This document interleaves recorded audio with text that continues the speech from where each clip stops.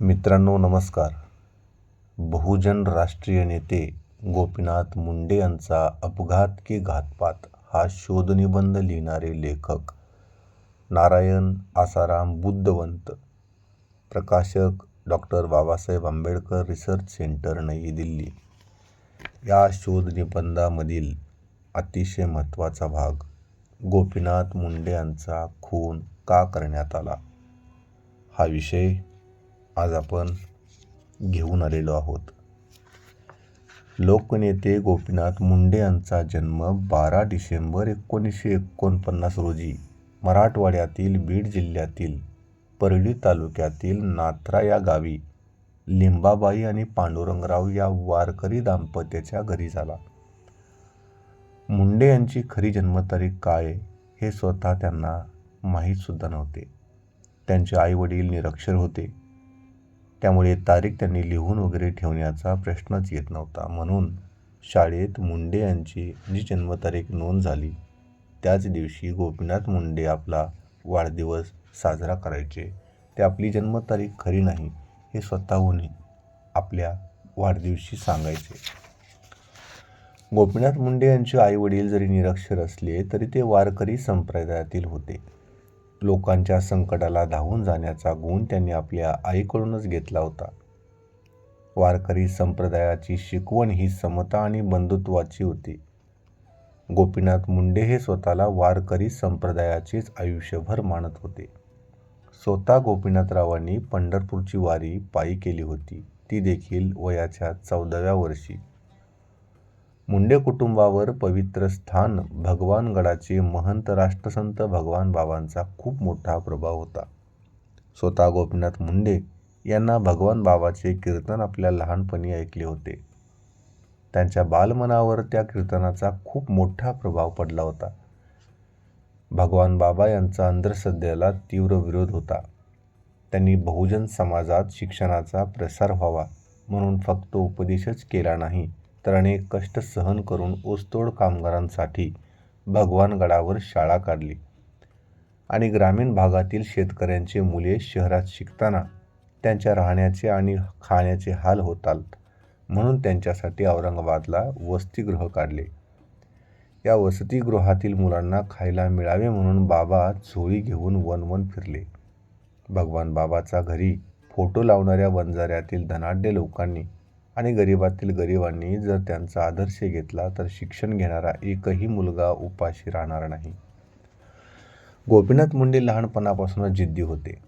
अत्यंत प्रतिकूल परिस्थितीत त्यांनी आपले शिक्षण घेतले. त्यांची आरंभीचे शिक्षण नाथरा गावातील जिल्हा परिषद शाळेत झाले, तर महाविद्यालयीन शिक्षण अंबाजोगाईत झाले. अंबाजोगाईतील जोगेश्वरी शिक्षण संस्थेतून त्यांनी BCom पर्यंतचे शिक्षण घेतले. शिक्षण चालू असतानाच त्यांचे वडील पांडुरंगराव मुंडे यांचे निधन झाले. तेव्हा गोपीनाथ मुंडे यांचे अवघे 20 वर्षे वय होते. गोपीनाथ मुंडे यांची कौटुंबिक पार्श्वभूमी अत्यंत गरिबीची होती. कदाचित गोपीनाथ मुंडे यांना शिक्षणसुद्धा थांबवावे लागले. पण याच काळात त्यांच्या कुटुंबाने त्यांना खूप मोठा आधार दिला. त्यांचे वडील बंधू पंडितांना मुंडे यांनी स्वतःच शिक्षण सोडून दिले आणि मुंडे यांच्या शिक्षणाला स्वतः शेतात राबवून हातभार लावला. गोपीनाथ मुंडे यांच्या जडणघडणीत पंडितांना यांचा आणि इतर भावंडांचा खूप मोठा वाटा राहिलेला आहे. गोपीनाथ मुंडे आपले BComचे शिक्षण पूर्ण केल्यानंतर ते LLBचे म्हणजेच कायद्याचे शिक्षण घेण्यास पुण्यात आले. पुण्यातच त्यांचे नेतृत्व गुण विकसित झाले. अगदी याच दरम्यान अत्यंत मनुवादी असलेल्या प्रमोद महाजनांशी त्यांचे संबंध आले. मुंडे यांचे नेतृत्व गुण महाजन यांनी लगेच ओळखले. हा तरुण जर बहुजन चळवळीत जाऊन नेतृत्व करू लागला तर आपल्या ब्राह्मणी व्यवस्थेला घातक ठरेल आणि हा तरुण तर जणू नेतृत्व करण्यासाठी जन्माला आलेला वाटतो. गोपीनाथ मुंडे यांना भागवत महाजन, श्रीपाद शास्त्री या ब्राह्मणांनी घेरली. प्रमोद महाजनांनी तर मुंडे यांना स्वतःची प्रज्ञा नावाची बहीण दिली. गोपीनाथ मुंडे यांना ब्राह्मणांनी घेरले होते. हा चक्रव्यूह ते आयुष्याच्या अखेरपर्यंत तोडू शकले नाहीत आणि याच चक्रव्यूहात त्यांचा खून झाला. पण हे कोणीही मान्य करेल की ते जरी RSSमधून आले तरी त्यांचे विचार उदारमतवादी होते, ते पुरोगामी विचारसरणीचे होते. त्यांच्यावर फुले शाहू आंबेडकर यांच्या विचारसरणीचा प्रभाव देखील पडला हे निश्चित सांगता येत नाही. पण त्यांच्यावर फुले शाहू आंबेडकर यांच्या विचारांचा खूप मोठा प्रभाव होता.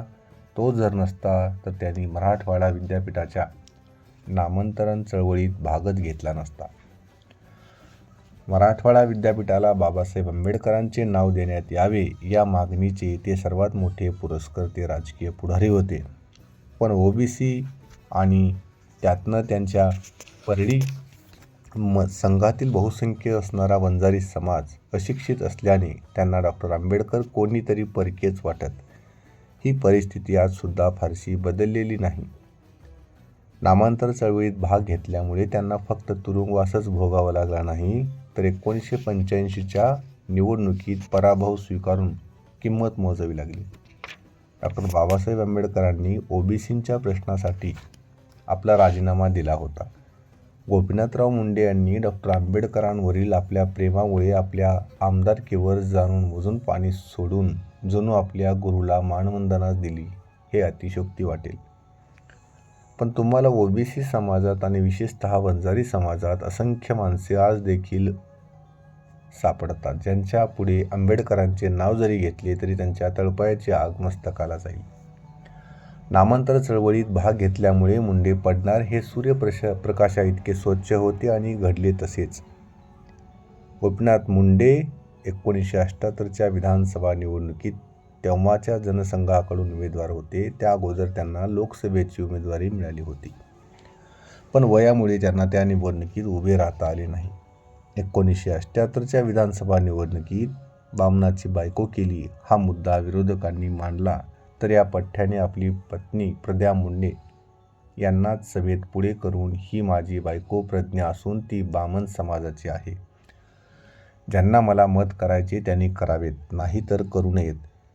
त्यांच्या या धैर्यपूर्ण साहसाचा परिणाम झाला. लोकांनी त्यांना भरपूर मतदान केले, पण अवघ्या 2100 मतांनी त्यांचा पराभव झाला. पण अवघ्या 6 महिन्यातच सर्वाधिक मतांनी ते विजय देखील झाले. खरंच अपयश हीच यशाची पायरी म्हणतात तेच खरे. 1980च्या विधानसभा निवडणुकीत गोपीनाथ मुंडे प्रचंड मतांनी ते निवडून आले. तेथून त्यांचा संसदीय लोकशाहीतील प्रवास सुरू झाला. तो 3 जून ते 2014 रोजीच थांबला. 1978 साली 2 लाख शेतकऱ्यांचा मोर्चा त्यांनी विधान भवनावर काढला होता. गोपीनाथ मुंडे शेतकरी, ऊसतोड कामगार, कष्टकरी जनतेचे नेते म्हणून उदयास येऊ लागले. 1980 साली ते भारतीय जनता पक्षाचे युवक अध्यक्ष देखील झाले. 1982 साली पक्षाचे सरचिटणीस झाले आणि 1985 विधानसभा निवडणुकीत त्यांचा नामांतर चळवळीत भाग घेतल्यामुळे पराभव झाला. पण त्यांच्या मागे असलेल्या प्रचंड जनाधाराचा रेटा पाहून पक्षाने 1986ला प्रदेश अध्यक्ष केले. 1989 साली ते भाजपाचे विधानसभेतील गटनेते झाले आणि याच दरम्यान देशभरात OBCंचा मुद्दा चर्चेला आला. मंडल आयोगाचा रिपोर्ट याच दरम्यान प्रकाशित झाला. मंडल आयोगाने देशभरात OBC समाज हा 52% असल्याचा आणि या समाजाला 52% आरक्षण देण्याची शिफारस केंद्र सरकारकडे होती. पण भारतातील काँग्रेस, भाजपा, डावे, उजवे हे सर्व पक्ष मनवादी होते. त्यांनी मंडल आयोगाला विरोध केला. फरक इतकाच की भाजप, शिवसेना या पक्षाने उघड विरोध केला तर काँग्रेस, डाव्याने छुपा विरोध केला. RSS आणि भाजपा व शिवसेना RSSच्या पिल्लावळींनी मंडल आयोग म्हणजे मूल निवासी बहुजनामध्ये फूट पाडण्याचा डाव आहे असे सांगून प्रखर विरोध केला. मंडल आयोगाने शिफारस केल्याप्रमाणे जर 52% OBCंना आरक्षण मिळाले असते तर फक्त अर्ध्या मूलनिवासींचेच नव्हे तर अर्ध्यापेक्षा जास्त फायदा भारताला झाला असता. जे हिंदू धर्माचे ठेकेदार स्वतःला हिंदू म्हणून घेतात, काय त्यांच्या स्वतःच्या TCवर त्या धर्माची नोंद वैदिक ब्राह्मण अशी असते आणि तेच हिंदुत्ववादी स्वतःला हिंदूच्या भावना भडकवतात. भाजपचा मंडल आयोगाला विरोध होता, पण गोपीनाथ मुंडे हे मंडल आयोगाच्या समर्थनात मैदानात उतरले. ओबीसींना त्यांच्या नैसर्गिक आणि संविधानिक अधिकार मिळावा यासाठी गोपीनाथ मुंडे यांनी लढा उभारला. जशी भाजपा मंडल आयोगाच्या विरोधात होती, तशीच शिवसेना ही जहाल ब्राह्मणवादी पार्टी देखील मंडल आयोगाच्या विरोधात होती. या पक्षाचे ओबीसी नेते पक्ष नेतृत्वाशी पटत नाही म्हणून आपल्या 18 समर्थक आमदारासह पक्षातून बाहेर पडले. तेव्हा भाजपाचे गटनेते गोपीनाथ विरोधी पक्षनेते झाले.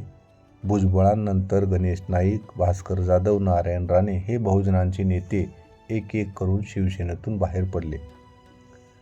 नारायण राणे शिवसेनेतून बाहेर पडल्यावर छगन भुजबळ एकदा विधानसभेत म्हणाले होते, तुला म्हणजे शिवसेनेला माळी असलेला छगन भुजबळ चालत नाही, आगरी गणेश नाईक चालत नाही, तुला म्हणजे शिवसेनेला मराठा असलेला नारायण राणे चालत नाही, मग तुला चालते तर कोण? भुजबळ तेव्हा अर्धेच सत्य बोलत होते. शिवसेनेला फक्त लढायला आणि निवडून यायला बहुजन समाज लागतो, पण मुख्यमंत्री, लोकसभा अशा उच्च पदासाठी त्यांना ब्राह्मणच लागतो. जी गत शिवसेनेची तीच गत भाजपाची. यांना लढायला बहुजन लागतात, पण सत्ता उपभोगायला मात्र ब्राह्मणच पाहिजे.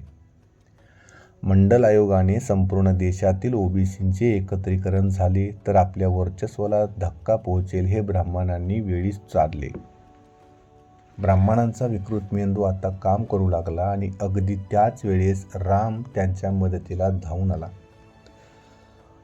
रामायणातील रामाने शंभुकाची हत्या करून चातुर्वर्ण्य व्यवस्थेने अगदी काटेकोर पालन केले होते, असा हा महान राम यावेळेस ब्राह्मणांच्या मदतीला धावून आला आणि अडवाणीने मंडल आयोगावरून लोकांचे लक्ष विचलित करण्यासाठी रथयात्रा काढली. अडवाणीच्या नेतृत्वाखाली ब्राह्मणांना 52% हाडामासाचा माणसांपेक्षा राम मंदिर बनवणे अतिशय महत्त्वाचे वाटले. अयोध्येत जिथे बाबरी मशीद आहे तिथे राम मंदिर बांधण्याचा चंग RSS, भाजपा आणि तिच्या पिल्लावळीने केला. 6 डिसेंबर रोजी अडवाणी, मुरली मनोहर जोशी यांच्या नेतृत्वाखालील ब्राह्मणांनी बाबरी मशीद पाडली. दुर्दैवाची गोष्ट ही की यात उमा भारती ही ओबीसींची नेतागिरी करायला हजरच होती.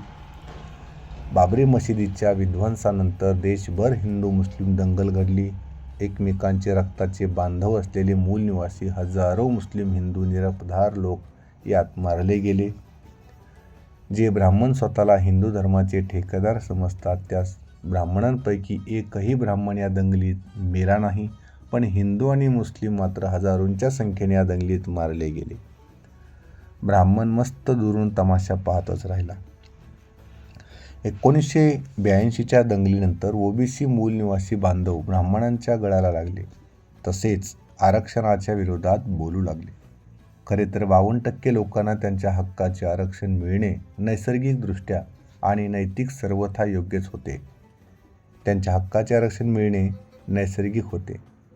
खरे तर परकीय युरेशियन ब्राह्मणांना या देशात राहण्याचा अधिकार नव्हता आणि कदापिही राहणार नाही.